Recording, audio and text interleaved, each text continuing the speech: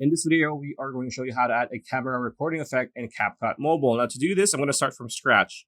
So tap on Edit, New. I'm going to choose a specific, there you go, clip.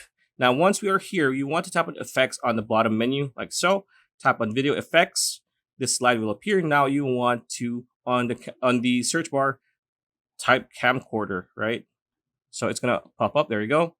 We are going to have a couple options here. So camcorder 3, 2, camcorder 2. So there's a lot of options here. If you want to tap on camcorder, there you go. It is now showing you that retro classic camcorder effect. You can go camcorder 3. Pretty much the same thing, right? 2. There you go. It just varies a little bit slightly. So once you have that, you can now click export as long as you are very much satisfied with the type of camcorder effect you have. And yeah, pretty much it. That's the video. Hope you liked it. Like, comment, share, subscribe, ring that bell icon. We'll see you on the next video.